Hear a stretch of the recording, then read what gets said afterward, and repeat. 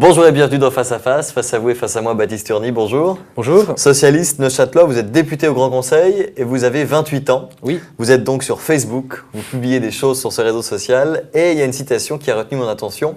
Christophe Colomb fut le premier socialiste, il ne savait pas où il allait, il ignorait où il se trouvait et faisait tout ça aux frais du contribuable.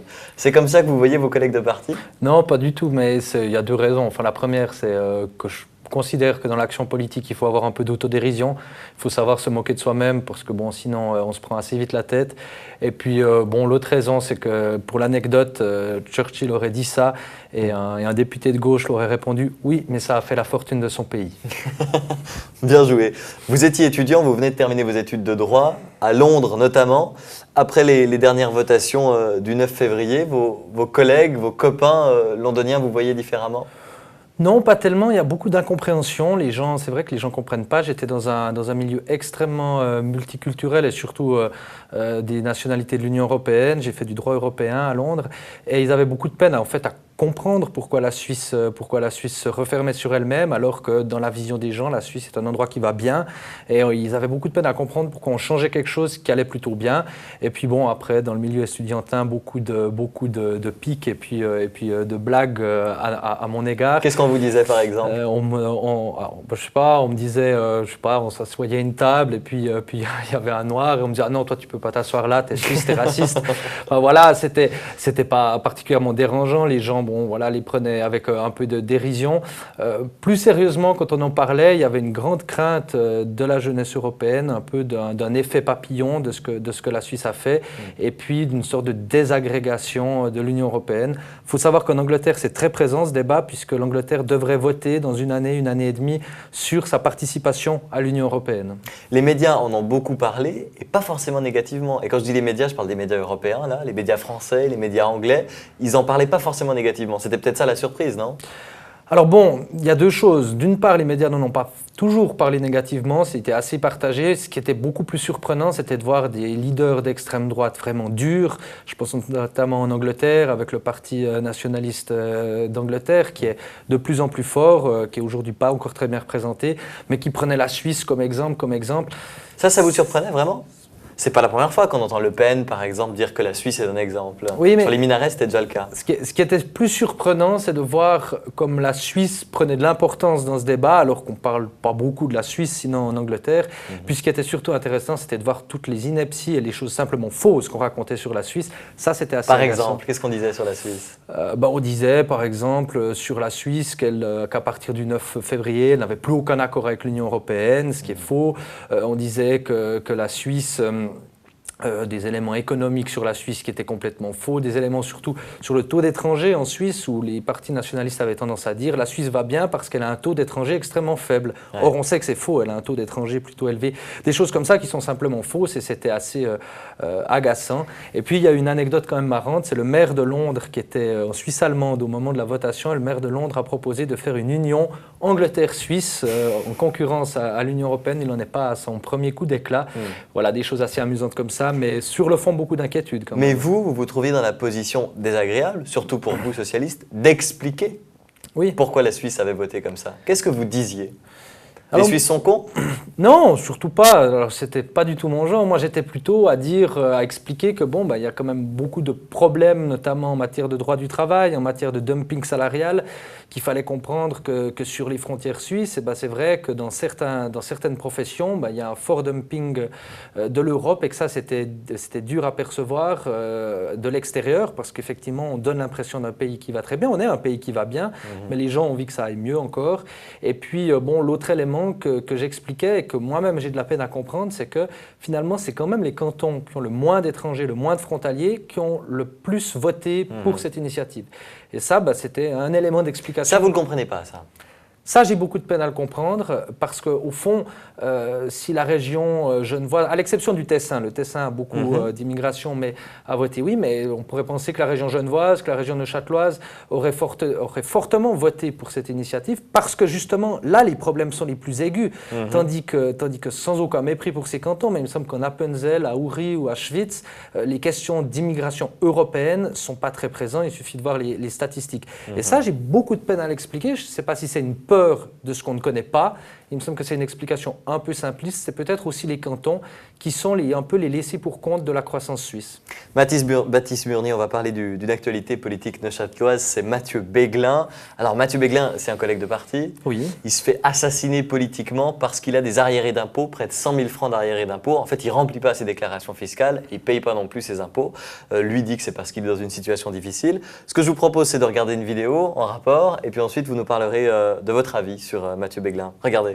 Prenez mon lit, les disques d'or, ma bonne humeur, les petites cuillères, tout ce qu'à vos yeux a de la valeur, et dont je n'ai plus rien à faire, quitte à tout prendre, n'oubliez pas, le shit planqué sous l'étagère, tout ce qui est beau et compte pour moi, je préfère que ça parte à la bébière, je peux donner mon corps à la science.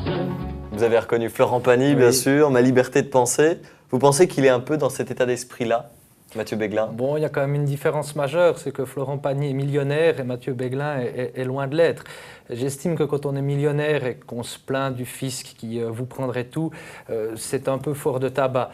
Pour Mathieu Béglin, la situation est différente. C'est difficile d'en parler parce que c'est quelqu'un avec qui je travaille tous les jours. Et il y a toute une part qui est privée, c'est important de le dire. Certes, c'est un élu, mais bon, voilà. Sa situation financière personnelle, ça reste sa situation financière personnelle. Disons qu'il y a cet élément du respect de la vie privée et que je n'aime pas de façon générale en politique qu'on assassine quelqu'un, qu'on se déchaîne sur quelqu'un. Par exemple, dans la campagne des élections cantonales, qui ne sont pas si vieilles à Neuchâtel, j'étais encore président du Parti socialiste et je me suis toujours interdit de commenter l'état de santé de monsieur Perrin. Ce n'est pas une façon de faire de la politique que j'aime, d'abattre quelqu'un.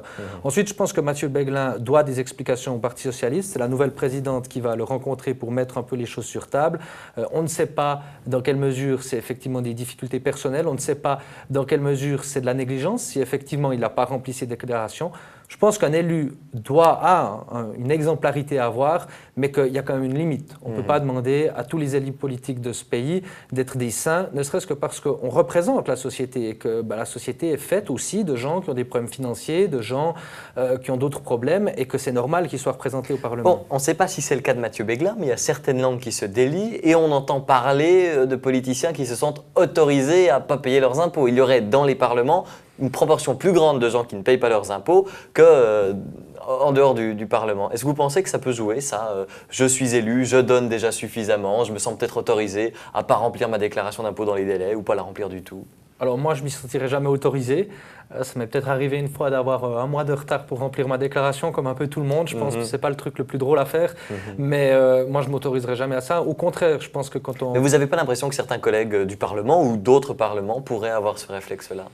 Bien, s'ils avaient ce réflexe-là, je pense que ce serait très grave. Et je pense qu'ils ne mériteraient pas leur place.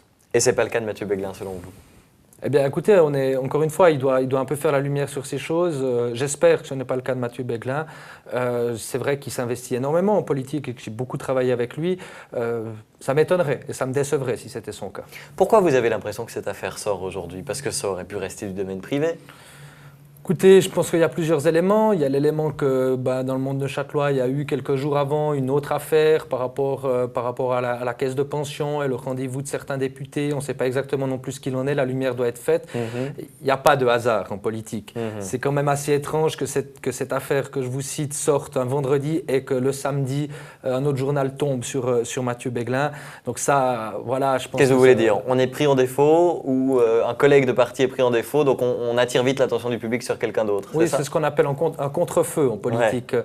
La meilleure défense, ça reste l'attaque. Et puis, quand on se sent attaqué, on attaque quelqu'un d'autre pour essayer de jeter l'attention plus loin. C'est une stratégie assez connue, un peu pénible parce que c'est vraiment de la politique politicienne. Et puis, moi, je considère qu'on est plutôt pour porter des projets et aider la collectivité que de se tirer dans les pattes. Mais bon, ça fait partie du jeu politique. Bon, tout ça nuit un peu au Parti socialiste neuchâtelois, un peu à Mathieu Béglin, mais beaucoup à la crédibilité de la politique. On a vu d'ailleurs des micro-trottoirs sur la chaîne publique, on voyait des Neuchâtelois qui disaient oui mais de toute façon ces politiciens se pensent tout autorisés, et puis on revient, on reparle des mêmes affaires neuchâteloises, des mêmes scandales politiques. Est-ce que là vous pensez que parfois ça dessert l'ensemble de la crédibilité politique neuchâteloise ou romande?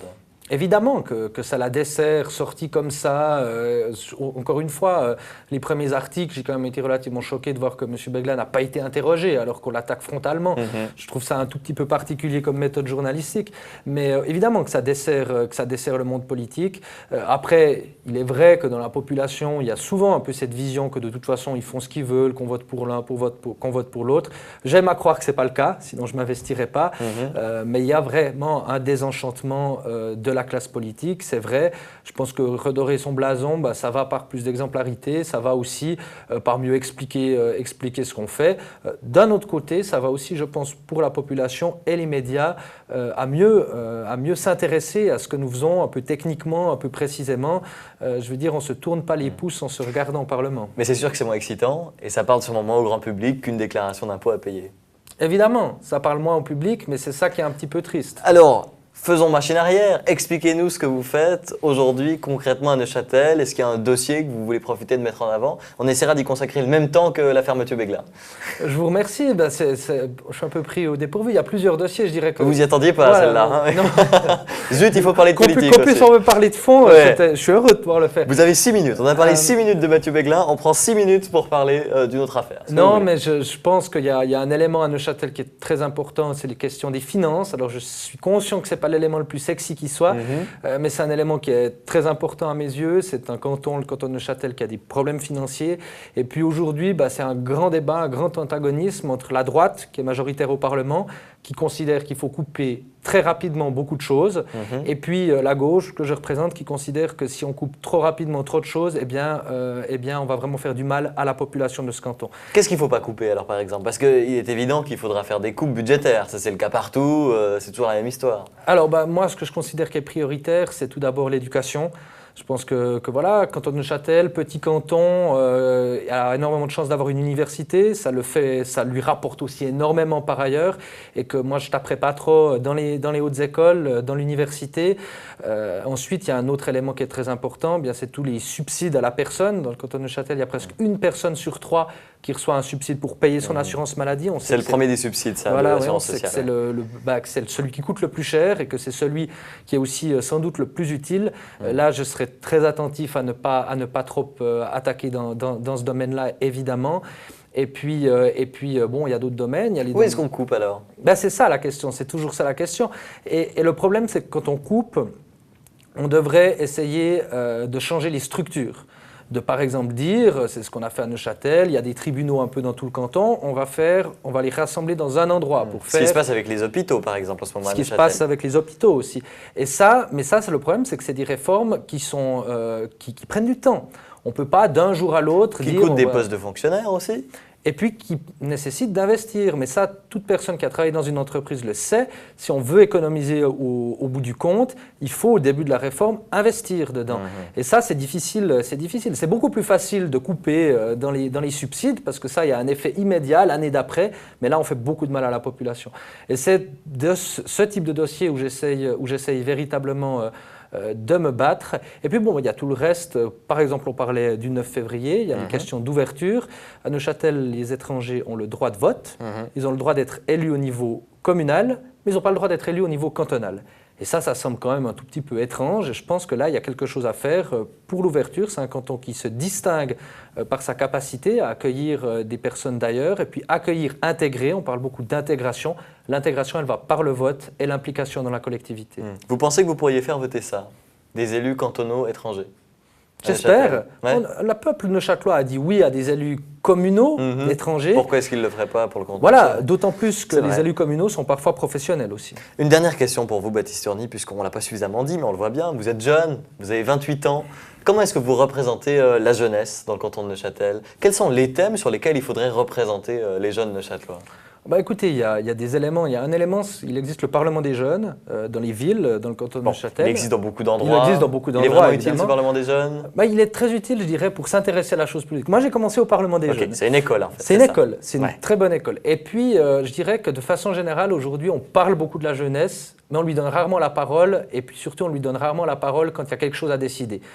L'idée est un peu, on vous écoute, on vous consulte, mais au final, c'est nous qui avons plus d'expérience qui décidons. Et le Parlement des jeunes, on a la démonstration démonstration de ça. Exactement. Et je pense vraiment que là, il y a quelque chose à faire dans les domaines qui concernent la jeunesse. Je pense à l'éducation, dans certains éléments, au sport, mais aussi aux bourses d'études. Je pense qu'il pourrait y avoir des commissions où des jeunes sont nommés par le Conseil d'État et où ils ont un vrai pouvoir décisionnel. Là, ça donnerait une vraie représentation de la jeunesse et ça lui permettrait véritablement de s'impliquer. Mais ça va coûter de l'argent, ça encore.